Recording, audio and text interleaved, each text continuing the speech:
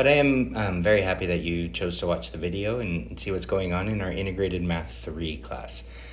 Currently, I'm teaching period 4, 5, and 6 with your students, so your student should be in one of those classes. Feel free to give me a call anytime at the school, extension 2227. But honestly, the best contact is jmartin5@sandy.net. I will respond as soon as possible. If you do not have my syllabus, please check it out on our school directory. Just go to our website, look for the directory. My name is Jared Martin. Look that up and you can find our directory. Here's a picture of my family. We're an international family. We've been teaching internationally for the past 7 years. I'll talk about that in just a minute. But my oldest son is 20 years old and he goes to school in the Netherlands. My daughter is 18 and she is going to school at USD. And my wife is just got a job at the San Diego Food Bank. So we have been teaching internationally for the past 7 years, and just recently decided to move back and take care of our parents. So I did work at Sarah High School here for 18 years and thought I would be here forever, but just got the international bug and moved to Bulgaria, Sofia, Bulgaria, and worked there for 3 years at a school called Anglo-American School of Sofia. Then went out to Bangkok and worked there for 2 years, where my son graduated. And then went to Korea and worked there for 2 years. Then decided to come back, take care of the family, and now came back, and we're no longer Sarah Conquistadors, and we are now the Canyon Hill Rattlers. Very excited to be back, and excited to work with your students and teach IM3. The whole time I was international, I was teaching math. I was teaching in international baccalaureate schools. So got to teach a lot of different styles of math. We are doing different type of textbooks. We're using a textbook called Mathematic, and Mathematic does a very different style of teaching. We use, basically we're going to use, I'm gonna show you guys this in my notes.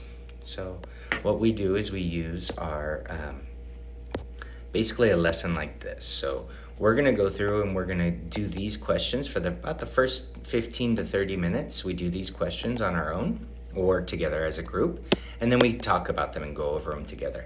But you'll see that I've done all this writing over the top of it. So the kids are not only just doing these on their own, but they started off on their own and then we talk about it. And then I'll give a real quick little lesson, and then they take about 15 minutes to do a check your understanding. So these questions are them doing it on their own, but they can ask me any questions on this. So then I supplement with this Transom Mathematics and other websites and different worksheets and lots of different stuff. I've been teaching for 25 years, so I have lots of different resources.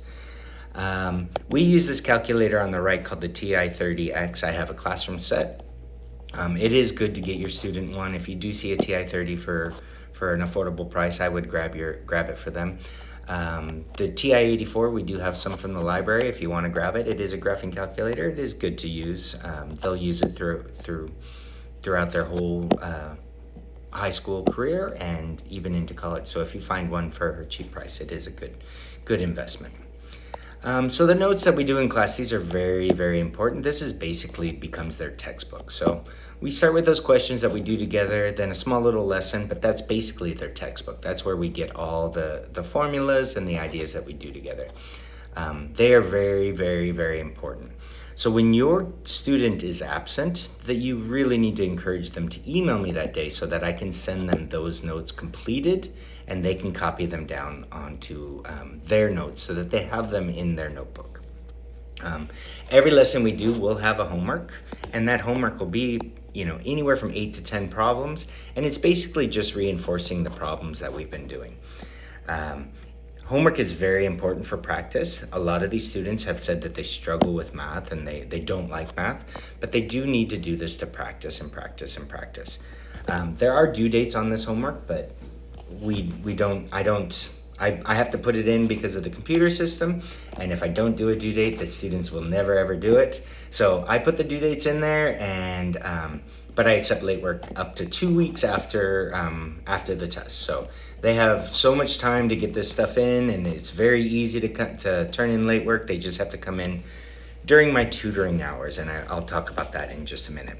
Encourage them to work on it as it is assigned so that they're staying ahead of what's going on. Encourage them to ask questions, encourage them to talk to you about what they're doing in math class. Quizzes and tests, they're going to be weekly or bi-weekly. We're going to try and get a lot more smaller, littler tests so that they can just get little bits of information or little bits of tests instead of taking really big, harder tests. We do a standards-based grading, which we grade on a 0 to 4. And basically, if they're not getting a test on the whole test, they'll get a bunch of little grades on each little standard and then go from there.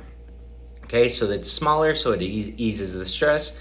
The standards-based grading, basically they're going to get 2 of those standards graded or tested on throughout the year. They'll get a grade on those. We'll average those together, and that'll be their grade. Then once they've taken that standard twice, they can retake it to improve their score, and they have up to 2 weeks after that test to retake that. Absences, please encourage them when they're absent just to send me an email. It's very easy for me to respond to that email. I have everything on my iPad. I can send them the notes instantly, and so that they can get those notes written down really quick. The great thing about getting those notes written down really quick is I grade all notes, I grade all homework, and if they're absent and they copy down those notes exactly the way that I have them, then they get full credit for all their notes. 4-point grading scale pretty much is just this right here. 4 points, you've gone above and beyond. 3, you've done the job, you've done all the questions, and you've done them all correctly. 2, you're on track, you've attempted most of them, you've got some answers correct, you've got some answers wrong. Number 1 is you got 1 point is basically you tried a couple of them, you maybe got a couple correct, but you got some wrong, and then you didn't do some of them. And 0 is basically just no attempt. And it pretty much follows the A, B, C, D, F that we're used to. Tutoring office hours. Every day before school, I'm here from 8 to 8:45. I used to starting school at 7 o'clock, so I get here pretty early and get some work done, and I'm just sitting in my classroom. So plus I sit in my classroom all during lunch and have no problem with students coming in during that time. And I really do enjoy tutoring, so please encourage your students to come in and ask questions during that time. Plus, all test retakes and late work is turned in during office hours and not during class time. I do not like to use class time to work on makeup work unless they're already done with the current classroom work. If there are any questions, please feel free to email me at jmartin5@sandy.net, jmartin5@sandy.net, and I will respond as soon as possible. Thanks again for watching my video, and I look forward to meeting you all soon.